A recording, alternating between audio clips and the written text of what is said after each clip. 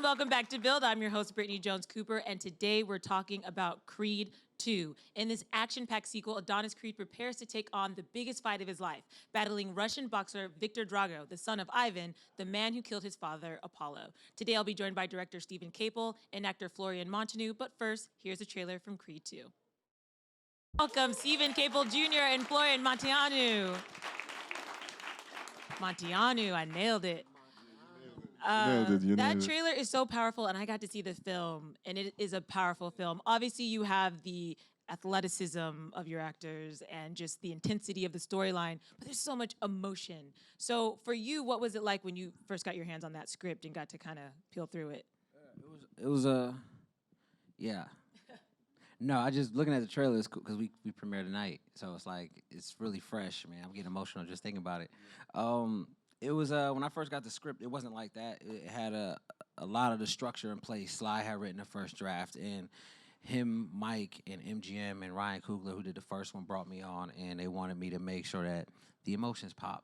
You know what I mean? That they saw my first feature, The Land, and so I'm approaching this one. I just wanted to make sure that those things stayed alive that you liked about Creed 1, and that I was also able to put my own spin on it. So these guys kind of made a comfortable situation for me to kind of step in, you know, take charge on this one and add a lot of personal stuff. Sorry, I'm getting all choky because I didn't see a trailer with an audience before. This is my first time actually seeing it with people. I've always seen it like in my own crib or on my laptop.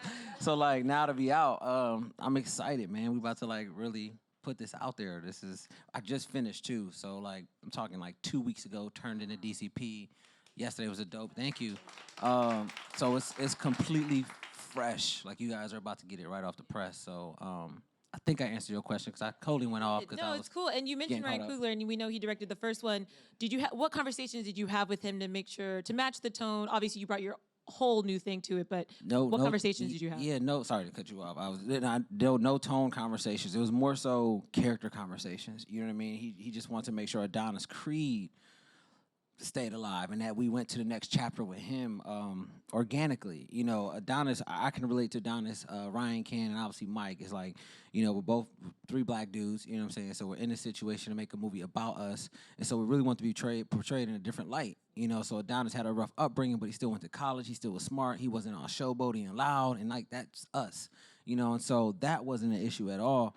Tone-wise, him and Sly, because Sly created this franchise, obviously, they wanted me to put my own stamp on it. You know what I mean? They were like, so far as style, you control that. You know what I mean? Like, that's you. For us, it's like, here goes the format. This format that Ryan used, you know, it's very similar to Rocky 1 if you really look at it. You know what I mean? Where he one fight at the end and he loses. So tackling Creed 2, there's a format that Sly used, you know, a science to it that he mastered. And so he was like, that'll stay the same, but just do your own thing within it, man. Like, you know, figure out the heart. You know, that's what the franchise is usually about. And Florian, were you a fan of the franchise before you became a part of this project? Of course, a big fan of the franchise. I mean, who isn't a fan of the franchise, right? I was growing up with the franchise. My father was a big fan of the franchise. So, you know, those movies were a big reason why I started to hit the gym. You know, they inspired me, motivated me. I'm simply happy and lucky, you know, to have the opportunity now and work with a great director and a great cast. You mentioned the great cast, one being Dolph Lundgren, who plays your father. Yeah. And so what was it like? I mean, this is an action hero icon, and you get to do most of your scenes with him. So what was that like the first time you guys met? Was the chemistry instant, or what was that experience like for you? Yeah, I would say the chemistry was there right away. Steven wanted to make sure that he sees that chemistry when we first met, and I think the chemistry worked right away. I mean, there's a genuine respect between the two of us, and we like each other in personal life, in real life. And we did a lot in and outside of the set and off the ring, worked out together a lot, went to dinner, had Russian rehearsals. Like, this language, trust me, this language is a real tongue breaker. Don't mess with the language. And yeah, we kind of tried to create this father-son bond here. In order to be authentic, that's what Steven wanted, right? He always went for, you know, being real, transporting real pain, being authentic on screen, and that's what we did. Yeah, I saw on your Instagram you guys bonding a little bit, just punching each other in the chest over and over again. I think we have Family some time. video of that. Family You can just time. see you guys. Did that hurt? I mean, were you a little sore after that? In my defense, loaded. that was Dolph's idea. Hey? That was not my idea. That was Dolph's idea. Totally Dolph's idea. Yeah. I mean, those are kind of. I know you're not hitting him as hard as you can, but they're not nice. Those are hard punches. Trust Yeah. me.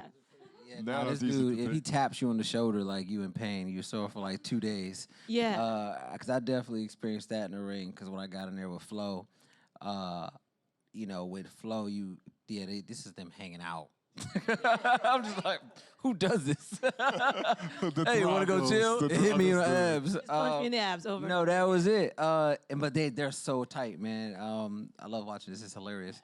But with us two, when we step into the ring, it's just I had when we're talking to him, I have to just walk through everything with him, because he's a dude who really wants to get it on point. So the first time I felt one of his punches, because I would do a take over and over again, and Mike is like, bro, I can feel this dude's wind when he swings past me. And I'm just like, nah, man, it's fake punches. Like, let's just go again. And I stepped in the ring once, and he's like, what do you mean, brother? You want me to do it like this? And he tapped me, and I was like, oh, shit. Like, sorry, Mike. My bad. I now see what you're going through. Let's talk about the physicality. Obviously, you're a fitness guy. You've been boxing in your life. Yeah. But what did you have to do for this role specifically to get ready? Because I heard that you actually had to cut weight a little bit. Well, yeah, I had to slim up. Yes, exactly. Get in shape. I know the pressures as a You director. look great, man. You look great. To have that 8-pack, Just- Yeah, but you basically said it. I had to lose weight, and Mike had to come up, in order to make it as realistic as possible. I mean, he's still smaller than me, but I think, I came down to like 220, and he came up to like 190, 195, something like that. I mean, in the end of the day, we worked our asses off, and I'm pretty sure that we're in the best shape of our life. And that was the goal. Steven told us that's the goal, so we What's made that it. regimen like? Is that every day, 6 days? Pizza, cheesesteak, all that stuff. In my Yeah. dreams, Florian. In my dreams too. I'd be a fitness model if that were the case. Okay, well then you know what you're talking about. Obviously, I kept it very monotone because I'm not, a guy who likes to cook a lot. So I kept it with chicken, rice, a lot of vegetables, and tried not to eat as much as possible. Like after my meals, I was not starving, but I still was hungry. But that's kind of the struggle you have to go through in order to make it. So yeah. And let's talk about first the training scenes in the Rocky franchise are so iconic as you're seeing these actors prepare for their big fight. For you, what did you take into those? What did you want people to pull from that when they were watching? A lot of story. I mean, there's a few training montages in this film, but the big one everyone's seen in the trailers is Desert One. You know what I mean? That's the big showdown. And, with Sly, that was his idea. He was like, dude, in Rocky IV, I was in the snow, climbing mountains, doing this. We got to bring him to the desert, the heat. And it just fit with the story. Like, we wanted Adonis Creed to go through hell. We wanted him to rise out of the ashes. We know that he had to prepare for this fight in a different way that, he's never prepared before. And so when you tackle these montages, you make sure that story's there, that theme is getting across. Whatever training he's going through has to match with this. Like, he's up against this beast. He knew he was going to take pain. You guys haven't seen the movie yet, but, you have to endure pain with this dude in the ring and turn into a fighter like him. He's a slugger. Embrace the pain. And so we found out all these workouts and techniques by real boxers, real trainers to incorporate. And then we used the heat. We shot in the desert. It was hot. We were dealing with sandstorms. So I'm really excited for people to check it out. It has homage to Rocky 1, Rocky 2 in some of the pieces, and then Rocky 4, and then Creed 1. So I think I sprinkled enough in there for you guys to realize that, this is a new Adonis, this is a new Creed, but at the same time, there's enough nostalgia, enough weight to it that you just, there's certain callbacks and moments that you're just going to love. And everybody was on the same page. I think everybody wanted a better montage and, wanted to be like, how can we top the last one? That was Mike's mindset. That has to be so much pressure because they're so iconic. That desert scene, though, is so iconic now to me. Like, when I was watching, I was like, I've never seen this before. And then the juxtaposition of you training in the cold Russian kind of just set that battle up even more. Let's talk about in the ring.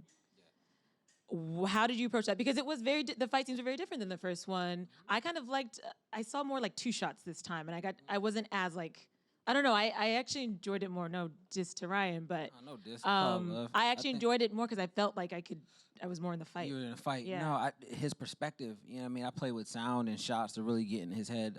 You guys to see. Like I really wanted you to feel like you were feeling his punches, that you couldn't escape. Like all those things in the ring. And so, got in the ring with this dude a bit just to see how big he is and what can we do with the camera. Spent a lot of time with my cinematographer and my camera operator, Heathcote, inside the ring because it's a big dance and they all have to learn it. Then I spent a lot of time with Sly and Ryan. You know what I mean? I mean, they spoke about like how they would shoot out a certain scene to help with speed and efficiency on set. So you go to your mentors, your big brothers, and the OG Godfather Sly, for them tips. And then you start to like do stuff that's just like new, like what haven't people seen before, or something that comes out that's magical. If it's like a shot, like it just comes to you either on the day or you were able to plan for it, but like it just kind of happens. When they're in the ring, you just let them be them, and then you find moments where you're like, all right, now let's try to do something innovative this take. Let's put the camera somewhere new to really make sure your size feels huge, or Mike is really triumphant at this moment, and we just played with it, But it's definitely a different approach. It's really aggressive, man. Yeah, that was also a thing that I really enjoyed about working with Steven. He let us do our thing, and let us have our natural abilities and just point the directions where he wanted to be, like. But in general it was just trust the process and go with the flow. So I enjoyed that a lot. I love that you mentioned the sound because that was the first thing I pulled out, is that those punches, I could feel them. And I didn't know if it was just the theater I was in. I was like, maybe it's just a good sound system, but that was something intentional. Mike felt them too. Yeah.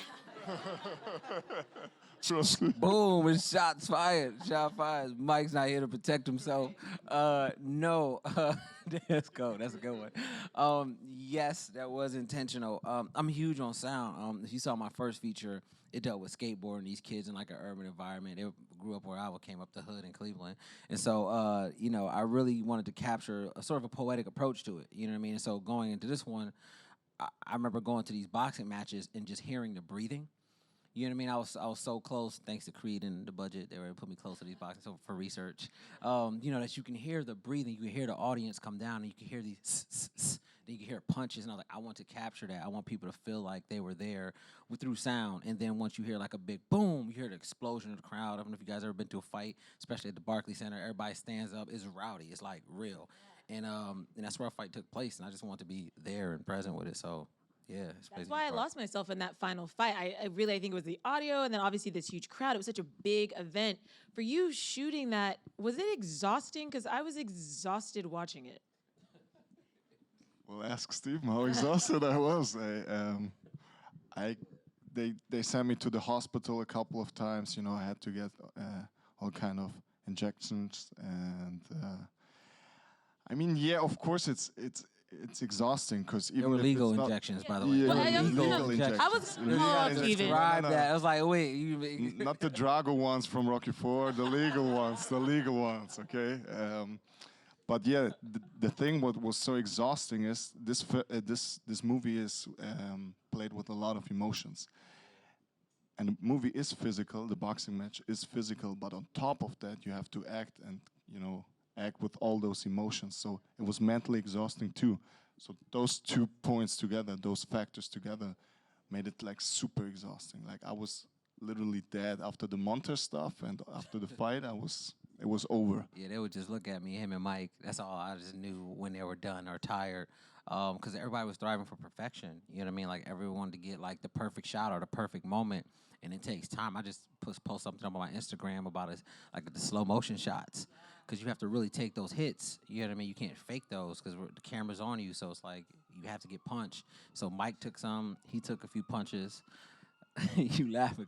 Every punch they take, I told him I would take one in real life. So Still owe us. I You still owe owe them us. all. Mike is trying to get it in tonight. He like, man, I got the glove and mouthpiece.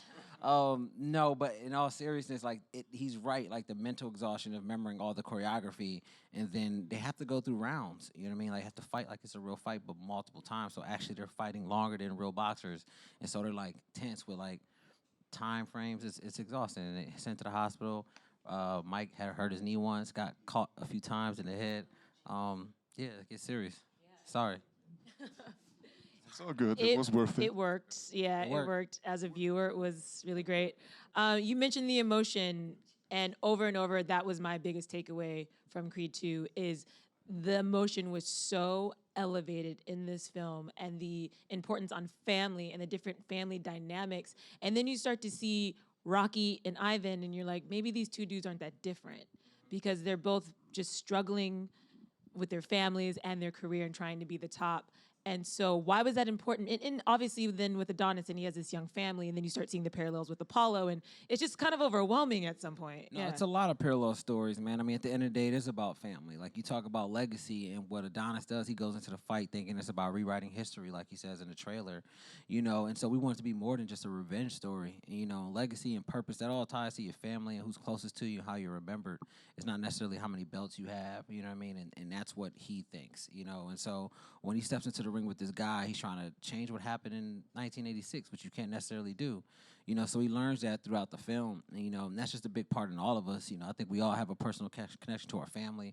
All our conversations were about legacy, you know, even with Dolph, you know, and Sly, you know, everybody was just talking about where we're at now, how we relate to it, and then if we can bring that or convey that on screen, you know. So everything kind of came from a small personal place, you know, whether it be the relationship between Mike and Tessa, you know, Adonis and Bianca, or whether it be his father, you know, father-son dynamic, you know, which I can relate to on many levels. So yeah, there's a piece. Or of even his mother-son dynamic with Brigitte Nielsen, sorry.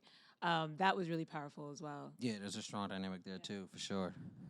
I connected very easy to the role. For me, you know, playing this role was like therapy because I had, you know, a lot of family issues that I not have dealt with, if that makes sense. So Steven tried to connect those negative moments from my real life to the character in order to play those emotions.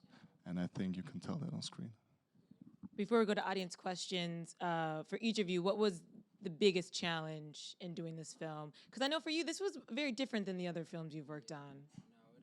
It's just a bigger movie. Yeah. You know, and so when you step into a bigger movie or a franchise at that, I think the challenge is making sure you guys get what you wanted, you know, from the last one, and then allow me to step in without intruding, without people being like, dude, why is it such and such doing this project, or Ryan, or anybody, Sly, you know. So it's like, I'm glad they definitely were like, nah, we want you to do it as you know, put your stamp on it. And that was a challenge to make sure there was, again, nostalgia there, a little bit of me, and that everybody had this comfort place to be themselves. You know what I mean? So yeah, so far as being in a bigger movie, it all come down to the fundamentals of filmmaking, which is just focusing on story and people. You know, and that makes it real. Grounded. And for you? Yeah, you know, basically, I'm always used to be the big tough guy, and you know, in this movie, it's like that. You know, even big guys are allowed to cry. So there was a lot of emotions, like I said before, a lot of emotions going on, and I had of kind to let loose, and you know, tell Steven my whole life story. And Steven knows now a lot of things about me that only, not even my parents know about me, maybe one or two of my brothers. And I trusted him. I needed to trust him. He needed to know those kind of things in order, like I said before, to play those emotions, to create this real pain. But to create this real pain, you kind of have to go through a mental hell. That makes sense. So that was kind of tough. Talking about that negative stuff from the past that you kind of shoved away and you thought you would never need it again, that was the tough process for me here. And I would imagine partnered with the physical part of it, then mentally you're giving 100%. I'm enjoying the physical exhaustion more than the mental exhaustion, so yeah, definitely. All right, let's go to the audience really quick for some questions. Who do we have first? First off, your Nikes are fresh. But my question is, for the first Creed, they brought a lot of the Philly culture in. How are you guys going to bring in more of the Philly culture in with Creed 2? You have to see it in order, like, yeah, it's like I can't spoil it for you. It's crucial that the identity of Philly is there, or any location you're at, but Philly has this, like, way, as soon as you land, you can just feel it in the air. You know what I mean? There is this groundedness there. There's down to earth people there, blue collar like city, and so that definitely always, you know, has a toll and a play on the film. I play into that for sure. You know what I mean? But without spoiling the movie, you definitely have to check it out to see that we paid again homage to that, but also at the same time did something new. You know what I mean? I think Philly is definitely very rocky, and we stepped into Creed a little bit more on this one. So I'm excited for y'all to see what happens there. Without spoiling that. I agree. That was a really good no spoiler. Okay, that was kind of good. I felt everybody was like, "Oh, we get it, we get it, we know what happens." Next question. Hi. So first, thank you for stepping in because halfway through Creed 1, I wanted to know if there was going to be a Creed 2. So, but my question is Bianca's character. You talked about how you all got to make a movie that was about black men, but with Bianca being a female millennial who is a musician and also has a disability, who's now getting married and she's a mom. How important was the development of her character? Does she, without spoiling it, of course, does she take a step back in with her dreams and goals to support Adonis in this movie? Just Tessa Thompson. She would never step back Oh, I was at gonna say anything. Not at all. I mean, that was one thing that excited me for sure. No, and I'm glad you brought up that point because obviously we got us doing all these panels with all these dudes. But Tessa, who just finished Men in Black, so that's why she's been catching up when she can. First of all, she would never play that character. You know what I mean? And I think again, stepping into the project, I couldn't wait to collab with her because I pulled a lot of stuff from my personal relationship into this. You know what I mean? I've been married to my wife for a while, but we've been together for like 14 years. So she's like my high school like sweetheart. And so when stepping into this project, you know, I had these scenes that were really relationship driven, you know, black love to the T. So when she came in, she challenged everything in a new way. You know what I mean? So like she was done finishing up Westworld. I don't know if y'all watch Westworld. She's super dope on that. And so when she was able to sit down with the script, we just dove into these scenes right before we even got on set. You know, how to make it stronger. How can she still pursue her career without, you know, gearing off and just being totally for Adonis. She has a baby in this one. And so there's complications when it's like, all right, I'm about to have a baby, but yet I'm pursuing my career, but yet I'm still being supportive to him. So with her and with Andre Ward's wife, Tiffany Ward, who gave us a lot of insight on being a, you know, wife to a boxer, that was like authentic, you know, material that we used in the film. It all plays its tones without spoiling it. It's yeah. I will say, like, It's I all was there. very happy with Bianca's role throughout the film. yeah. Like, very proud, and like her and Felicia both, for me, Rashad, were like amazing. No, completely. Yeah. And I think for us, what we were trying to challenge, like I said, challenge everything in every way, and really make sure that they came off real. But when stepping into this relationship aspect, for me, the movie really is about, when you see it, it's about how do you grow from I to we in a relationship like that? You know what I mean? Because that's something that I'm doing with my personal life as my career starts to progress, you know, and you start to think about life. Like, when am I going to have kids? All this stuff. Like, those are questions within the film that I felt like has nothing to do with boxing, but had everything to do to elevate the stakes in a relationship. And yeah, you'll see a lot of time is spent on that. Like, I can't wait for you guys. That's like a surprise to me, but really it's like, not to me, but for the fans. But that's what the movie's about. You know, it's not even about the fight. That was the question about emotion. It's like the things that challenge him the most in this movie are almost the family stuff, really. Last question. How you doing, guys? I was wondering, stepping into such a big universe like the Rocky universe, and you guys being the two new guys coming on board, what were some of your fears going into it, and what do you feel was your sort of greatest like growth moment coming out of this?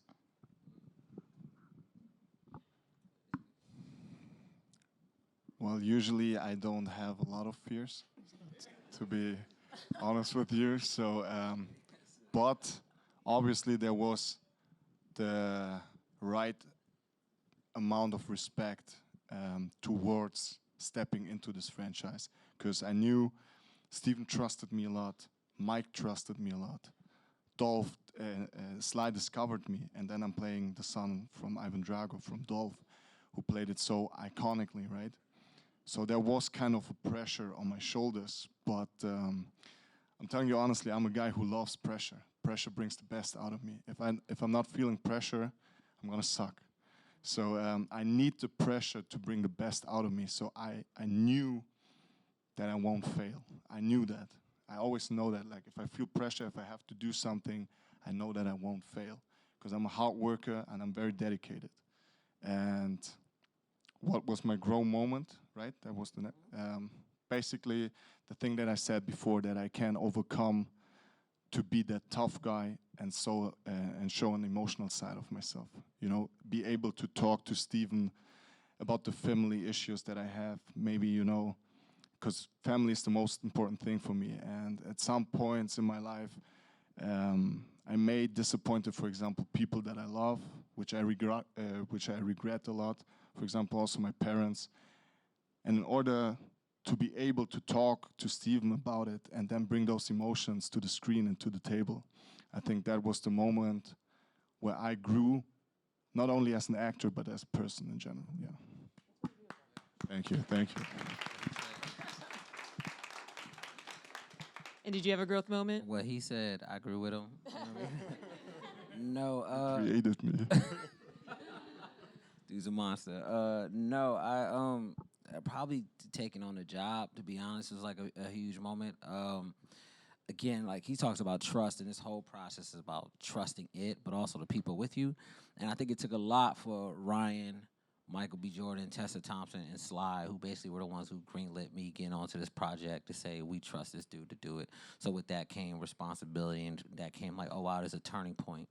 The growth, it happened multiple times on set. I mean, like, it was a point where I'm like, are we ever going to finish this movie or get it done? Because how tough it was. You know what I mean? How many locations we had, how many, just in general, I'm trying not to spoil the movie, but just in general, the obstacles with the film. So I think my growth would probably be tonight. You know, when you guys check it out, I'm sitting there with a live audience and getting a feel for the film and being like, okay, now I'm in there. You know, I'm with the big dogs and the movie's out. You know, so I'll see how it feels tonight, to be totally honest with you. But again, all this has just kind of been a blessing. You know, so I'm just trying to take in the moment if I can. I know you got the premiere tonight. You're going to watch it with an audience, but as somebody who has seen it, you nailed it. It was such an emotional movie, such an action-packed movie, and something that I think we could continue on. So I hope there's a Creed 3. I'm just saying. Say it here first. If you guys want to check it out, Creed 2 is in theaters on November 21st. Please give it up for Steven Caple Jr. and Florian Munteanu. Thank you, guys. Thank you.